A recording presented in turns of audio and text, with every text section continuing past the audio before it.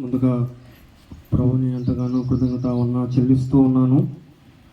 ఈ అవకాశం ఇచ్చిన స్థానిక సంఘంలోని పెద్దలకు, బాధ్యత కలిగిన వారికి, అవకాశం కల్పించిన వెంకటేష్ అంకుల్కు మరొకసారి నా ప్రత్యేకమైన వారందరికీ ప్రేమవందనాలను తెలియజేస్తూ ఉన్నాను. ఈ యొక్క ఉదయకాల సమయంలో మరి దేవుని యొక్క వాక్యం నిమిత్తమై తెస్సలోనికీయులకు రాసిన మొదటి పత్రిక 4వ అధ్యాయం మొదటి 2 వచనాలను దేవుని యొక్క వాక్యాన్ని చదువుకుందాం. తెస్సలోనికీయులకు రాసిన మొదటి పత్రిక 4వ అధ్యాయం మొదటి 2 వచనాలను దేవుని యొక్క వాక్యాన్ని చదువుకుందాం. మెట్టుకు సహోదరులారా, మేము ప్రభువైన యేసు ద్వారా మీకు ఇచ్చిన ఆజ్ఞను మీరు ఎరుగుదురు. కాగా మీరు ఎలాగో నడుచుకొని దేవుని సంతోషపరచవలనో మా వలన నేర్చుకున్న ప్రకారంగా మీరు నడుచుకొనుచున్నారు. ఈ విషయంలో మీరు అంతకంతకు అభివృద్ధి పొందవలనని మిమ్మల్ని వేడుకొని ప్రభువైన యేసునందు హెచ్చరించుచున్నాను. చదవని లేఖన భాగం దేవుడు మనతో మాట్లాడినట్టుగా చిన్న మాట ప్రార్థన చేసుకున్నాం. ప్రేమగల మా ప్రియ పరలోకపు తండ్రి, గరుడైన రక్షకుడా, మీ పాదాలకు వెళ్ళని కృతజ్ఞత చెల్లిస్తున్నాం. నీ ప్రియ కుమారుడైన యేసుక్రీస్తు ప్రభు ద్వారా మాకు అనుగ్రహించిన పాప క్షమాపణను బట్టి, పరలోక సంబంధమైన ప్రతి ఆశీర్వాదాన్ని బట్టి నీకు స్తోత్రాలు చెల్లిస్తున్నాం. నాయనా, మమ్మల్ని ప్రేమించి మా భక్తి జీవితంలో నీ సారూప్యతలోనికి రావడానికి ప్రభువా ఏర్పాటు చేయబడిన ఈ కోరికలను బట్టి నీకు స్తోత్రాలు చెల్లిస్తున్నాం. పాటల ద్వారా నీ నామాన్ని మహింపరచడానికి నాయన నీ దాసం ద్వారా లోకాసు సువార్త 16వ అధ్యాయంలో నుండి ఈ వాక్యాన్ని వినటానికి ప్రభువా నువ్వు మాకు ఇచ్చిన మంచి కృపను బట్టి, సమయాన్ని బట్టి నీకు స్తోత్రాలు చెల్లిస్తున్నాం. నాయన, మరొక సమయాన్ని మీరు మాకు అనుగ్రహించారు. ఈ వాక్యాన్ని వినటానికి మాకు ఇచ్చిన కృపను బట్టి స్తుతిస్తున్నాం. నాయనా, మరి ప్రభువా ఈ వాక్యాన్ని అందించబోతుండగా నిలబడిన దాసుడు నిష్ప్రయోజకుడు, ఏమి రానివాడు, ఈ శిలోచాటున మరుగు చేసి నేను ఎవరికి ఏ మాటలు కావాలో మీరే మాతో నేటిగా సూటిగా మాట్లాడమని సమస్తాన్ని మీ చేతులకు అప్పగిస్తూ యేసుక్రీస్తు నామం పేరిట ప్రార్థించి ప్రారంభించుకుంటున్నాం మా ప్రియ పరలోకపు తండ్రి, ఆమేన్. ఈ యొక్క ఉదయకాల సమయంలో దేవుని యొక్క వాక్యం నిమిత్తమై తెస్సలోనికీయులకు రాసిన మొదటి పత్రిక 4వ అధ్యాయం మొదటి 2 వచనాలను దేవుని యొక్క వాక్యాన్ని మనం చదువుకుని ఉన్నాం. వెంకటేష్ అంకుల్ ఎక్కడ ముగించాడో నేను అక్కడి నుండి ప్రారంభించాలని నేను ఇష్టపడుతున్నాను. ఎక్కడి నుండి ముగించాడు? ప్రజలను సంతోషపెట్టడానికి మనం చాలా ప్రయత్నాలు చేస్తున్నాం. తెస్సలోనికీయులకు రాసిన మొదటి పత్రిక 2వ అధ్యాయం 4వ వచనంలో మనుషులను సంతోషపెట్టేవారం కాక, మనుషులను సంతోషపెట్టడానికి, ప్రజలను సంతోషింపచేయడానికి చాలాసార్లు మనం అనేక కార్యక్రమాలను పూనుకుంటున్నాం.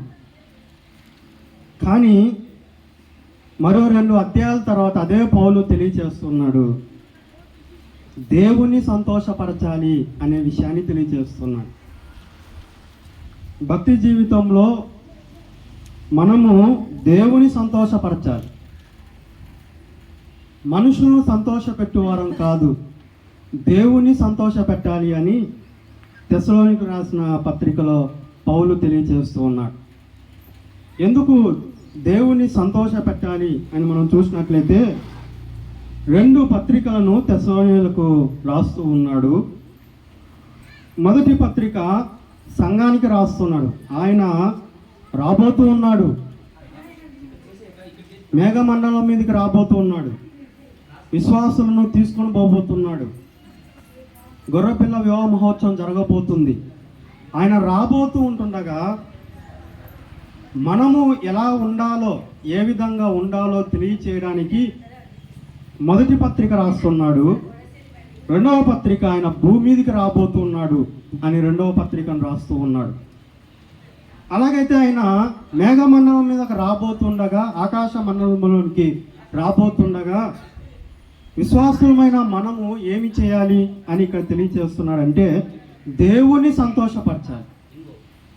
ఎందుకు దేవుని సంతోషపరచాలి అనే విషయాన్ని మనం ఆలోచన చేస్తే ప్రకటన గ్రంథంలో అంటున్నాడు, ఇదిగో నేను త్వరగా రాబోచున్నాను, ఇదిగో నేను త్వరగా వచ్చుచున్నాను, వాని క్రియల చొప్పున నేను సిద్ధపరిచిన జీతముతో నేను వస్తున్నాను.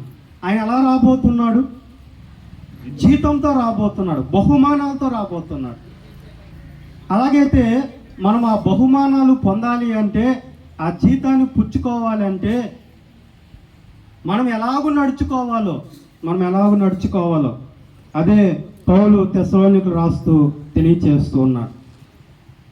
మనం ఎలా నడుచుకోవాలి? మన భక్తి జీవితంలో, మన విశ్వాస జీవితంలో, మన అనుదిన జీవితాలలో మనం ఎలా నడుచుకోవాలో ఇక్కడ తెలియచేస్తున్నారు. దేవుణ్ణి సంతోషపెట్టాలి. దేవుడు ఎలాగూ సంతోషిస్తాడు. మనం ఎలా నడుచుకుంటే ఆయన సంతోషిస్తాడో ఈ ఉదయకాల సమయంలో మనము ఆలోచన చేద్దాం. యేసుక్రీస్తు ప్రభువారికి ప్రియమైన కుమారుడు, క్షమించండి, దేవునికి ప్రియమైన కుమారుడు ఎవరు? ప్రభు అయిన యేసుక్రీస్తు ప్రభువారు. యేసుక్రీస్తు ప్రభువారి జీవితం రెండు రకాలుగా మనం భావించవచ్చు. ఒకటి 30 ఏళ్ళ రహస్య జీవితం, 3.5 సంవత్సరాల బహిరంగ జీవితం. యేసుక్రీస్తు ప్రభువారు ఈ లోకంలో 33.5 సంవత్సరాలు జీవించి ఉంటుండగా ఆ 33.5 సంవత్సరాలను 2 భాగాలుగా మనం చేయవచ్చు. ఒకటి 30 సంవత్సరాల రహస్య జీవితం, 3.5 సంవత్సరాల బహిరంగమైన జీవితం. ఈ 30 సంవత్సరాలు ఎలా జీవించాడో లేఖనాలలో కొన్ని సందర్భాలు ఉన్నాయి. కానీ ఈ 30 సంవత్సరాల జీవితాన్ని గురించి దేవుడు ఒక్క విషయంలో తెలుపుతూ ఉన్నాడు. మత్తయి సువార్త 3వ అధ్యాయంలో మనం చూసినట్లయితే ఒక మాట చూడండి. మత్తయి సువార్త 3వ అధ్యాయం చూడండి.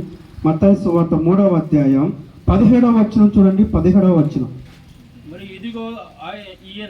మరియు ఇదిగో ఈయనే నా ప్రియ కుమారుడు, ఈయన యందు నేను ఆనందించుచున్నాను. 30 సంవత్సరాల జీవితాన్ని గురించి దేవుడు బహిరంగంగా తెలియజేస్తున్నాడు. పరిశుద్ధాత్మ దేవుడు పావురం ఆకారం మీదకి వచ్చి యేసుక్రీస్తు ప్రభువారి గురించి తెలియజేస్తున్నాడు. ఆయన ఈ 30 సంవత్సరాల జీవితం ఎలాగుంది? ప్రభువుని ఆనందింపజేశాడు. యేసుక్రీస్తు ప్రభువారు దేవుణ్ణి ఆనందింపజేస్తున్నాడు. ఆ 30 సంవత్సరాల జీవితం, ఆయన యవనస్తుడుగా ఉన్న ఆయన జీవితం, భూమి మీద ఉన్న ఈ 30 సంవత్సరాల జీవితాన్ని ఆయన ఆనందింపజేస్తున్నాడు. దేవుని కుమారుని యేసుక్రీస్తు ప్రభువారు ఒక మాదిరి నుంచి వెళ్ళిపోయాడు. మనం కూడా అలాగూ జీవించాలని దేవుడు కోరుకుంటున్నాడు. అందుకే పౌలు అంటున్నాడు, మీరు మనుషులను సంతోషపెట్టేవారు కాక. చాలాసార్లు మనం మనుషులను సంతోషింపచేయడానికి ప్రయత్నాలు చేస్తుంటాం. తల్లిదండ్రులను సంతోషింపచేయడానికి, పెద్దలను సంతోషింపచేయడానికి, మన స్నేహితులను సంతోషింపచేయడానికి, లోకంలో ఉన్న మన పొరుగు వారిని సంతోషింపచేయడానికి మనం చాలాసార్లు ప్రయత్నాలు చేస్తుంటాం. కానీ ఇదే సమయంలో మనం ఒక విషయాన్ని మర్చిపోతున్నాం. మనుషులను సంతోషింపచేయడానికి దేవుణ్ణి బాధ పెడుతున్నాం. అలాగైతే పౌలు అంటున్నాడు, మీరు మనుషులను సంతోషపెట్టేవారు కాక దేవునినే సంతోషపెట్టాలి. కొలసీలకు రాసిన పత్రిక చూడండి, 1వ అధ్యాయం. కొలసీలకు రాసిన పత్రిక 1వ అధ్యాయం 9-12 వచనాలు కలుస్తున్నాయి. 6వ లైన్ చూడండి. 6వ లైన్, కొలసీలకు రాసిన పత్రిక, అన్ని విషయాలలో ప్రభువుని సంతోషపెట్టినట్లు. ఒక్క సంఘంలో విషయాలు మాత్రమే కాదు, మన భక్తి జీవితంలో, మన అనుదిన జీవితాల్లో, మనం తీసుకునే ప్రతి నిర్ణయాలలో, ప్రతి విషయాలలో, చిన్నవి కానీ పెద్దవి కానీ, ప్రతి విషయాలలో మనం ఏం చేయాలి? ప్రభువుని సంతోషపెట్టాలి. ప్రభువుని సంతోషపెట్టాలి. మనం ఏ విధంగా ఉంటే ప్రభు సంతోషిస్తాడు? ఈ ఉదయకాల సమయం ఉన్న కొన్ని విషయాలు మనము ఆలోచన చేద్దాం. ఎలా నడుచుకుంటే, తెస్సలోనికీయులకు రాసిన పత్రికల్లో అంటున్నాడు, మీరు ఎలాగూ నడుచుకొని దేవుని సంతోషించాలి. దేవుణ్ణి మనం సంతోష పెట్టాలంటే మనం ఎలా నడుచుకోవాలో కొన్ని విషయాలు మనము ఆలోచన చేద్దాం. కీర్తనల గ్రంథం 37వ కీర్తన చూడండి. కీర్తనల గ్రంథం 37వ కీర్తన 23వ వచనం చూద్దాం. చూడండి 23వ వచనం. ఒకని నడత యెహోవా చేతనే స్థిరపరచబడును, వాని ప్రవర్తన చూచి ఆయన ఆనందించును. దేవుడు ఎప్పుడు ఆనందిస్తాడంటే, ఎప్పుడు ఆనందిస్తాడు? మన ప్రవర్తనను చూసి ఆనందిస్తాడు. దేవుని మనం సంతోష పెట్టాలి అంటే మనము మన ప్రవర్తన చూసి సంతోషిస్తాడు. ఆదికాండంలో మనం చూసినట్లయితే దేవుడు సంతాపపడుతున్నాడు. భూమి మీద మనుషుని చేసినందుకు ఆయన సంతాపపడ్డాడు, ఏడుస్తున్నాడు, బాధపడుతున్నాడు. మనల్ని సృష్టించిన దేవుడు సృష్టించినప్పుడు ఎంత సంతోషించాడో, భూమి మీద నరుల యొక్క ప్రవర్తన చూసి అదే దేవుడు ఏమవుతున్నాడు? దుఃఖపడుతున్నాడు. పుట్టినప్పుడు పిల్లవాడిని చూస్తే తల్లిదండ్రులకు సంతోషం. అదే పిల్లవాడు పెద్ద అయిన తర్వాత చేయరాని కార్యాలు చేస్తే, చేయగూని పనులు చేస్తే తల్లిదండ్రులకు ఏముంటుంది? దుఃఖం కలుగుతుంది.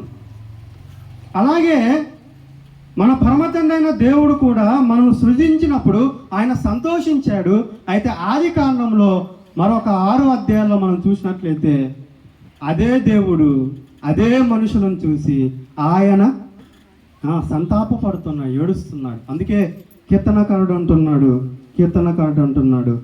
ప్రవర్తన చూస్తే ఆయన ఆనందిస్తాడు. మన ప్రవర్తన ఎలా ఉండాలి? మన ప్రవర్తన ఎలా ఉండాలి? యోహాను రాసిన 3వ పత్రిక చూడండి. యోహాను రాసిన 3వ పత్రిక, యోహాను రాసిన 3వ పత్రిక ఒకే ఒక అధ్యాయం ఉంది. 3వ వచనం చూడండి.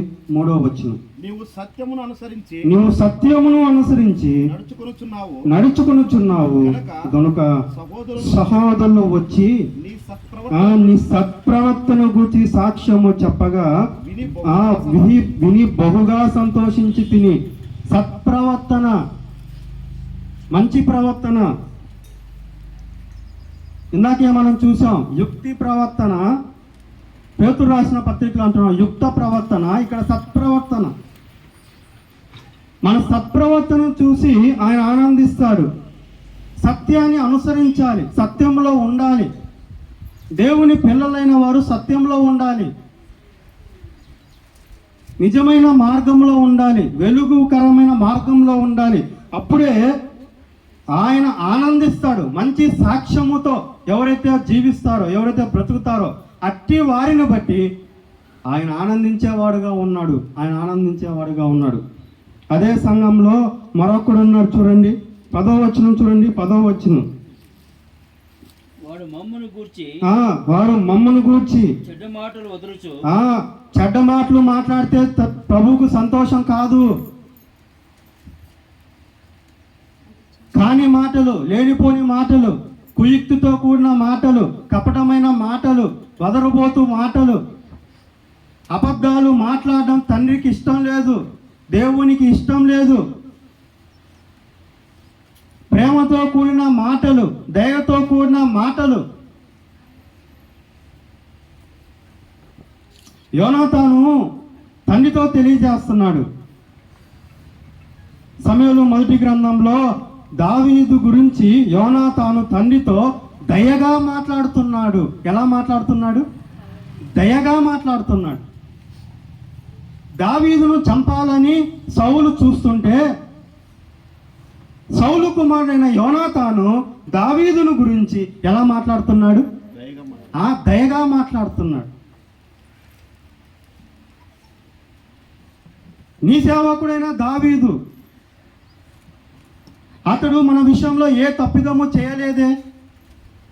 అతడు తన ప్రాణాన్ని తెగించి ఆ ఫిలిస్తీయుని మీద యుద్ధం చేసినప్పుడు గొప్ప రక్షణ కలగజేస్తే అది నువ్వే చూచావు కదా తండ్రి. కుమారుడు మాట్లాడిన మాటలకు తండ్రి మారు మనసు పొందాడు. ఎలా మాట్లాడుతున్నాడు? దయగా మాట్లాడుతున్నాడు, ప్రేమగా మాట్లాడుతున్నాడు. కానీ ఇక్కడ ఎలా మాట్లాడుతున్నాడు అతను? చెడు మాటలు, చెడ్డ మాటలు, పలకరాని మాటలు మాట్లాడుతూ ఉన్నాడు. ఇంకా ఏం చేస్తున్నాడు? అది చాలక సహోదరులను తానే చేర్చుకొనక వారిని చేర్చుకున్న మనసు గల వారిని ఆటంకపరుస్తున్నాడు, ఇబ్బంది పెడుతున్నాడు, కష్టపెడుతున్నాడు, బాధ పెడుతున్నాడు, దుఃఖ పెడుతున్నాడు. ఇలా చేసే వారి పట్ల ఆయన ఆనందించడు. ఇల్లే ఉండే వారి పట్ల ఆయన సంతోషింపడు.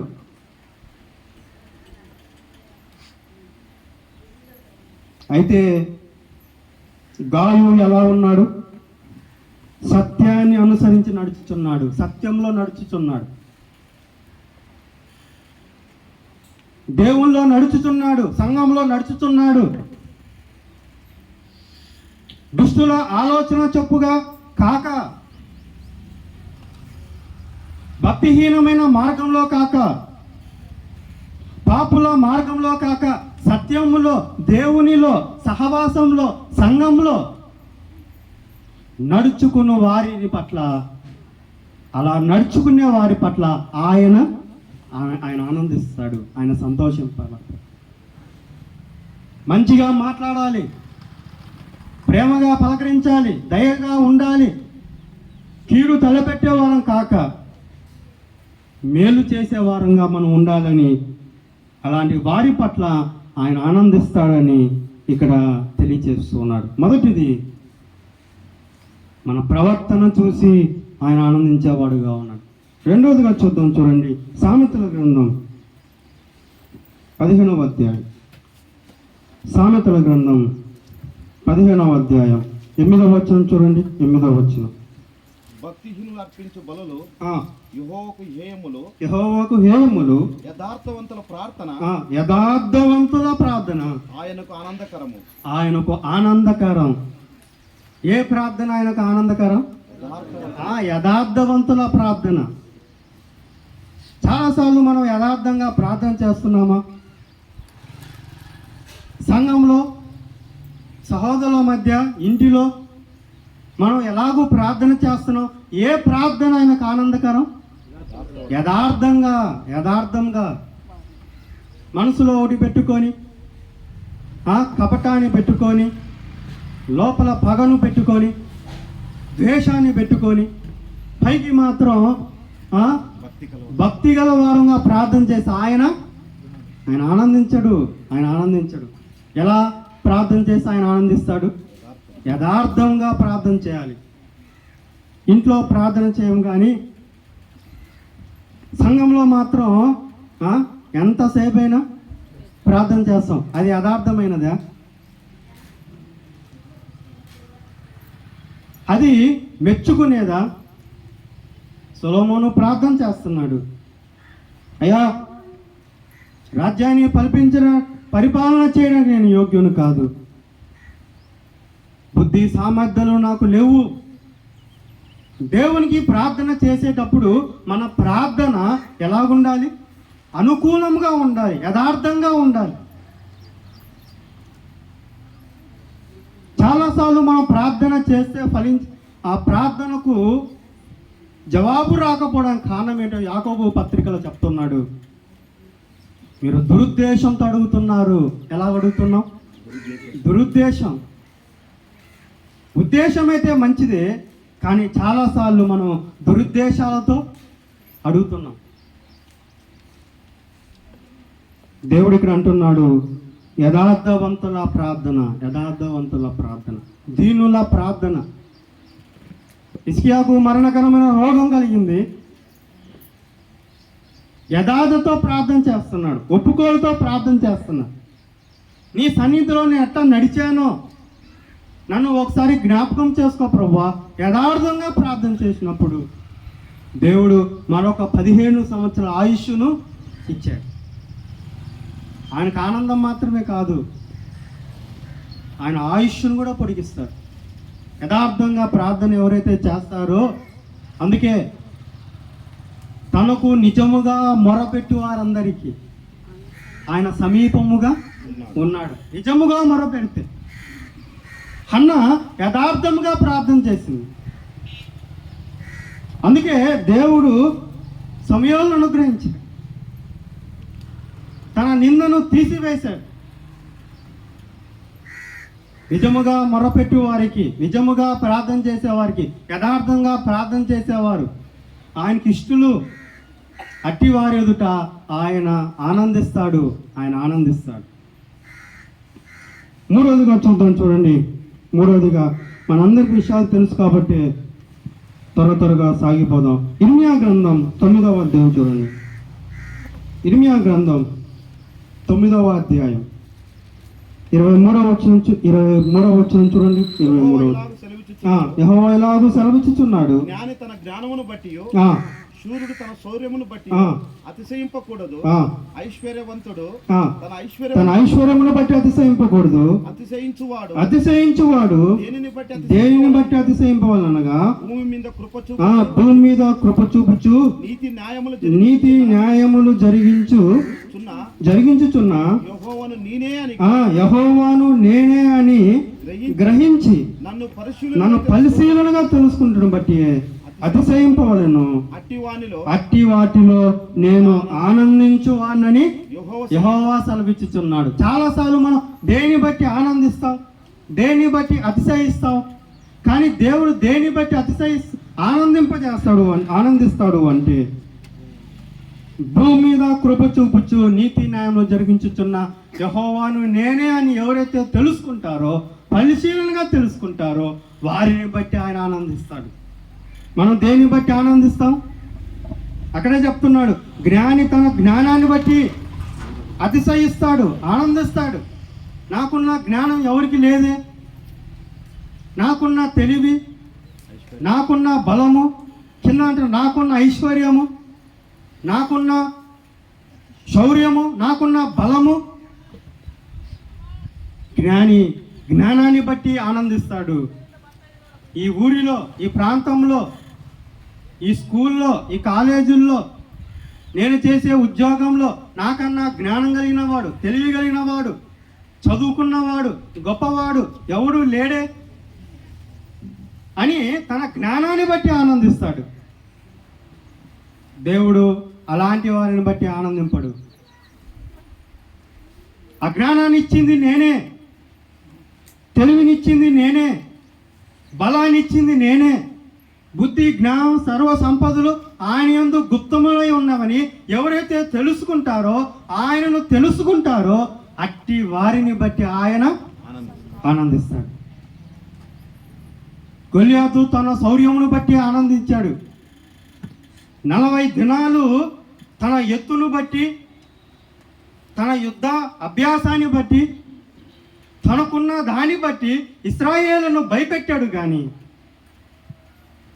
ఆ చిన్నవాడు దావీదు యుద్ధం యెహోవాదే,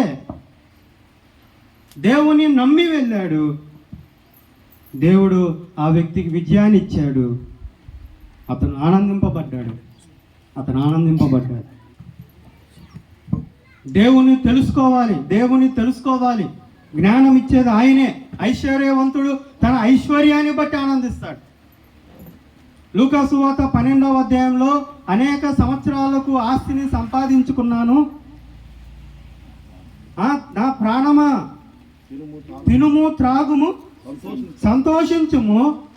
ఏమంటున్నాడు? ప్రాణంతో ఏం చెప్తున్నాడు? తినుము త్రాగుము సంతోషించుము.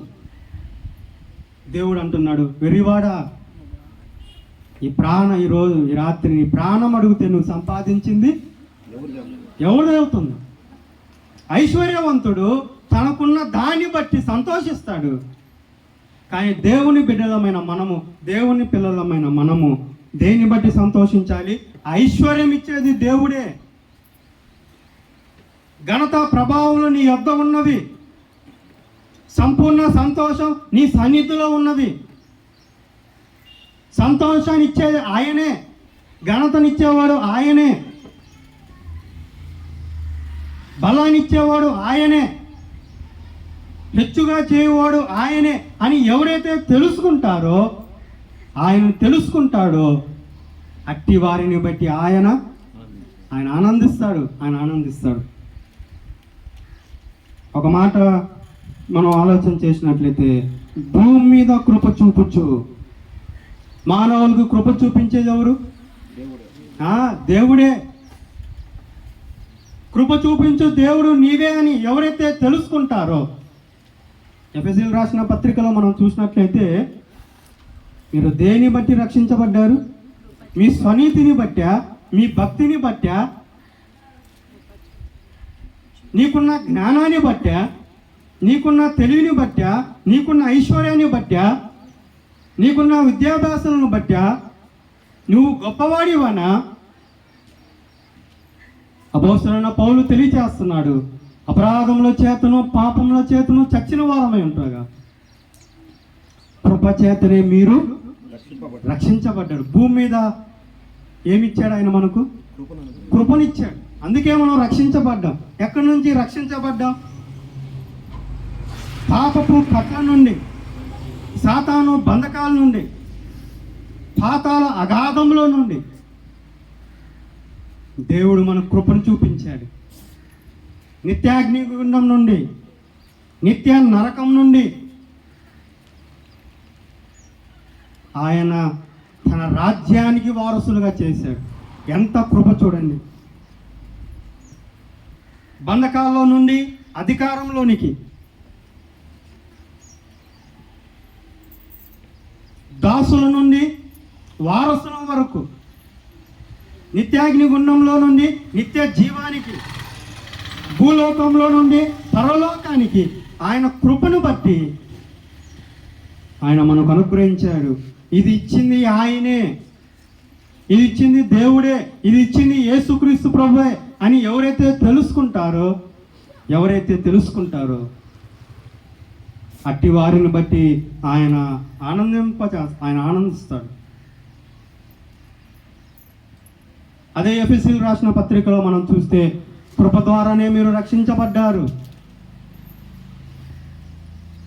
దేవుని కృపమహేశ్వరం ఏమిటి అంటే అక్కడ తెలియచేస్తున్నాడు, ఆయన రక్తం వలన మనకు పాప క్షమాపణ అనుగ్రహించబడింది. ఆయన ద్వారా పాప క్షమాపణ. ఇంకా మనం ఇలాగూ ఉన్నాము అంటే ఆయన చూపిస్తున్న కృప. ఇశ్రాయేలు ప్రజలు దాదాపుగా 430 సంవత్సరాలు ఐగుప్తు దేశంలో బానిస బతుకులు బతికి ప్రాణాలు విసిగిపోయి నెమ్మది లేక ఇక్కడే మరణిస్తామని అనుకున్నప్పుడు వారు మొర పెడతారు. అట్టి వారి పట్ల ఆయన కృప చూపిస్తున్నాడు. ఒక మాట చూడండి, నెహెమ్యా గ్రంథం ఎలాంటి కృపను ఆయన చూపిస్తున్నాడు చూడండి. నెహెమ్యా గ్రంథం 9వ అధ్యాయం ఒక మాట చూడండి. నెహెమ్యా గ్రంథం 9వ అధ్యాయం 19వ వచనం చూడండి. 19వ వచనం, వారు ఎడారిలో ఉండగా నీవు బహు విస్తారమైన కృప కలిగిన వాడవై. ఎలా ఉన్నారు వారు? ఎక్కడ ఉన్నారు? ఎడారిలో ఉండడానికి కారణం ఏమైంది? కృప. ఆ బానిస బతుకులో నుండి వారిని ఎడారిలోకి నడిపిస్తున్నాడు అంటే కృప చూపిస్తున్నాడు. ఎడారిలో వారు ఎలాగున్నారు? బహు విస్తారమైన కృప కలిగిన వాడవై వారిని విసర్జింపలేదు. మార్గము గుండా వారిని తోలుకొని పోవుటకు పగలు మేఘస్తంభమును దారిలో వారికి వెలిగించుటకు అగ్ని స్తంభమును వారి పైనుండి వెళ్ళిపోక నిలిచెను. ఇశ్రాయేలు ప్రజలు ఐగుప్తు దేశం నుండి పాలు తేనెలు ప్రవహించి దేశానికి వెళ్తుండగా దేవుడు వారికి అనుగ్రహిస్తున్న కృప ఎలాంటిదో ఇక్కడ తెలియచేస్తున్నాడు. ఎలాగుందో ఆయన కృప? పగలు మేఘస్తంభం. ఇలా ఎండలు ఉంటే వారు నడుస్తారా? ఇలా ఉంటే ఎంత దూరం నడుస్తారు? అందుకే ఎండను తీసివేసి ఎలా ఉంచాడు ఆయన? చల్లదనాన్ని ఇచ్చాడు, మేఘస్తంభాన్ని ఇచ్చాడు. రాత్రి అయింది, చీకటి అయితే ఏ జంతువు వచ్చి ఎవరిని ఎత్తుకొని పోతుందో, ఏ పాము వచ్చి కరుస్తుందో, ఏ సింహం వస్తుందో, ఏ ఎలుగుబంట వస్తుందో అని వారికి ఆయన ఏం చేశాడు? అగ్నిస్తంభాన్ని ఉంచాడు. నేటి విశ్వాస యాత్రలో ఉంటుండగా ఆనాడు దేవుడు వారికి ఎలాగూ పగలు మేఘస్తంభాన్ని, రాత్రి అగ్నిస్తంభాన్ని ఉంచాడు. ఈనాడు మన విశ్వాస జీవిత యాత్రలో విశ్వాసులంగా సాగిపోతుండగా అనేకమైన అపాయించి ఆయన తప్పిస్తున్నాడు. ఇంకా మనం సజీవులుగా ఉన్నామంటే, ఇంకా మనం ప్రాణంతో ఉన్నామంటే, ఇంకా మనం భద్రంగా ఉన్నామంటే ఏం చేస్తుంది? ఏది నడిపిస్తుంది? ఆయన కృప. భూమి మీద మనకు ఆయన చూపిస్తున్న కృప.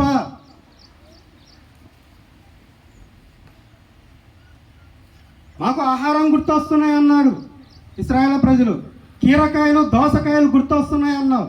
ఇక్కడ మాకు ఏమీ లేదే. దేవుడు ఆకాశం నుండి మన్నాను పంపించాడు. ఎక్కడి నుండి పంపించాడు? ఆకాశం నుండి మన్నాను పంపించాడు. దాహమని అడగగా బండ సందులలో నుండి వాళ్ళకి నీళ్లను రప్పించాడు. 40 సంవత్సరాల వారి జీవితాన్ని మనం చూసినట్లయితే వారు వస్త్రాలు పాతగిలలేదు, వారు చెప్పులు అరగలేదు. వారి జీవితం ఎలా ఉన్నది చెప్పండి? 40 సంవత్సరాల జీవితం ఒక వ్యక్తి జీవిస్తే ఎన్ని లక్షలు అవసరం? స్త్రీలు పిల్లలు కాకానే ఎంతమంది కాలబలం? 6 లక్షలు. ఎన్ని లక్షలు కావాలి? ఎన్ని కోట్లు కావాలి? ఎన్ని జతల చెప్పులు కావాలి? ఎంత ఆహారం కావాలి? దేవుడు వారికి ఉచితంగా అనుగ్రహించాడు. ఆయన కృప చూడండి. నేటి దినాల్లో మనము తింటున్నామంటే, మనం కూడా ఈ లోకంలో మన మనుగడను సాగిస్తున్నామంటే దానికి కారణం ఏంటి? ఆయన కృప. భూమి మీద ఆయన కృప చూపించేవాడు దేవుడే, యేసు ప్రభువే అని తెలుసుకుంటే అట్టి వాటిలో నేను ఆనందింపబడతాను. మనుషుడు ఎలా నడుచుకుంటే ఆనందిస్తాడంటే దేవుడు ఒకటి మన ప్రవర్తనను బట్టి ఆయన ఆనందిస్తాడు. మనం మంచిగా నడిచినట్లయితే, సత్ప్రవర్తన కలిగి నడిచినట్లయితే, యథార్థవంతులుగా నడిచినట్లయితే ఆయన ఆనందిస్తాడు. రెండవదిగా మనం చూసాం, యథార్థంగా ప్రార్థన చేస్తే, యథార్థముగా ప్రార్థన చేస్తే. మూడవదిగా మనం చూసాం, కృప చూపించేవాడు ఆయనే. కృప చూపించేవాడు ఆయన. చివరిగా ఒక మాట చెప్పి నేను ముగిస్తాను. ఇర్మియా గ్రంథం 18వ అధ్యాయం చూడండి. ఇర్మియా గ్రంథం 18వ అధ్యాయం.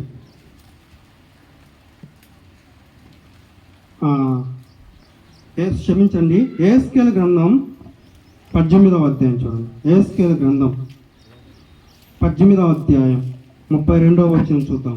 యెహెజ్కేలు గ్రంథం 18వ అధ్యాయం. మరణం నందువాడు మరణం నందుటను బట్టి నేను సంతోషించు వారును కాను. కావున మీరు మనసు తిప్పుకొనుడి, అప్పుడు మీరు బ్రతుకుదురు. దేని బట్టి? ఇదే ప్రభువు యెహోవా వాక్కు. దేని బట్టి ఆయన సంతోషిస్తాడు? మనసు తిప్పుకుంటే. మనసు తిప్పుకోవడం అంటే మనసు మార్చుకుంటే, మారు మనసు పొందితే. ఒక వ్యక్తి మారు మనసు పొందితే ఆయనకి ఎక్కువ సంతోషం. లూకాసు వార్త 15వ అధ్యాయంలో 99 నీతిమంతుల అక్కరలేని మారు మనసు అవసరం లేని 99 నీతిమంతుల కంటే ఒక్క పాపి మారు మనసు పొందితే పరలోకంలో ఎక్కువ సంతోషం.